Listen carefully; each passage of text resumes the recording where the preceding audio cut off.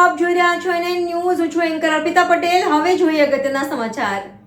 હરે Krishna movement Surat અને તળાવિયા પરિવારે મળીને ફૂલોની હોળીની ઉજવણી કરી. વસંત પંચમીથી શરૂ થયેલ ફાગણ મહિનામાં હોળીનો ઉત્સવ વૈષ્ણવ સંપ્રદાયમાં ધૂમધામથી ઉજવાય છે. હોળીનો આ ઉત્સવ ગૌડીય વૈષ્ણવ સંતો ભગવાન શ્રી ચૈતન્ય મહાપ્રભુના અવતરણ દિવસ તરીકે ઉજવાય છે. આવનારા ચૈતન્ય મહાપ્રભુના પ્રાગટ્ય ઉત્સવના ઉપલક્ષમાં પરસોત્તમ તળાવિયા, સંજય તળાવિયા, વિપુલ તળાવિયા યજમાન પદે સુરતના સરથાણા સીમાડા વિસ્તારમાં આવેલ પ્રસંગ ફાર્મમાં ફૂલોની હોળી રમાઈ હતી. આ કાર્યક્રમ દરમિયાન ભગવાનની પધરામણી, મહાઅભિષેક, મહાઆરતી, મધુર કીર્તન અને પ્રસાદનું આયોજન કરવામાં આવેલું હતું. કાર્યક્રમમાં ઉપસ્થિત શ્રીમાન પ્રતાપ રુદ્રદાસ અને શ્રીમાન રોહિણી નંદનદાસ દ્વારા જીવનમાં ભક્તિ અને ભગવાનના નામનો જપનો મહિમા સમજાવ્યો હતો. ત્યારબાદ ભગવાનની મહાઆરતી થઈ હતી, જેમાં બધા ઉપસ્થિત લોકોએ પોતાના સહભાગિતા બતાવી હતી.